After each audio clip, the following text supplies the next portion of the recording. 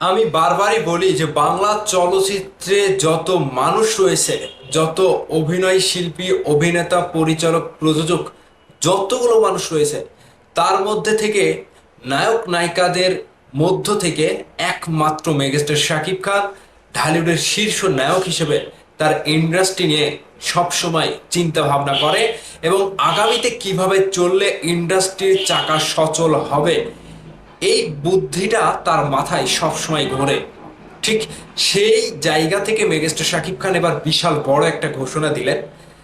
ভক্তরা শাকিব খানের কাছ থেকে সিনেমা চায় এবং শাকিব খান সেটাও দেয়, বছরে দুইটা করে দেয়।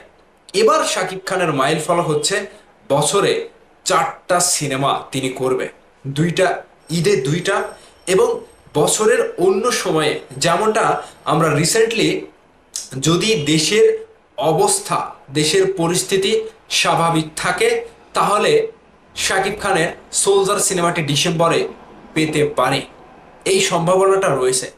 সেই জায়গা থেকে মেগাস্টার শাকিব খান যে 4টা সিনেমা করার ঘোষণা দিলেন এবং তিনি যে মত প্রকাশ করেছে, শাকিব খানের সাকিবিয়ানরা ছাড়া বাংলা সিনেমার ইন্ডাস্ট্রির যত দর্শক রয়েছে তারাও কিন্তু সিনেমা থেকে বিমুখের পথে।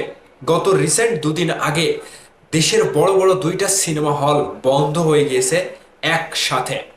শাকিব খানের উপরে যে ভাড়াপনটা চাপিয়ে দেওয়া হয়, শাকিব খানের কারণে সিনেমা হলগুলো বন্ধ হয়ে যাচ্ছে।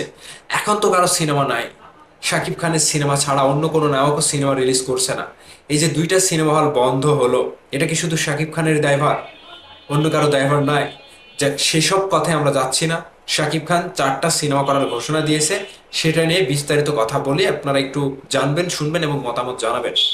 একটা শাকিব খান যখন দুইটা সিনেমা করলো যে বছরে মান ঠিক রেখে, বজায় রেখে দুইটা সিনেমা করব, যাতে দুইটা সিনেমায় ইন্ডাস্ট্রি হিট হয়, কিংবা আহ, মানে ওয়ার্ল্ড ওয়াইড একটা বিশ্বমানের সিনেমা করে আমরা দর্শকদেরকে আনন্দিত করতে পারি। ঠিক এখানেই শাকিব খান যখন দেখলো যে না, দুইটা সিনেমা করলে ব্যাটে বলে একটা নাও মিলতে পারে, কিংবা দুইটার মধ্যে দুইটা যদি অমিল হয়ে যায় কিংবা দর্শক সেইভাবে সাড়া ফেলতে না পারে, এখন শাকিব খান যেটা করছে তিনি কিন্তু আমেরিকাতে রয়েছে।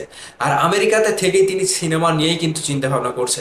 দর্শক যতই মনে করুক যে এই সময়টা তিনি একেবারে সিনেমার বাইরে কাটায় কিংবা অবসর সময় কাটায় কিংবা এই সময়টা তিনি কাজে লাগান না, এরকমটা না।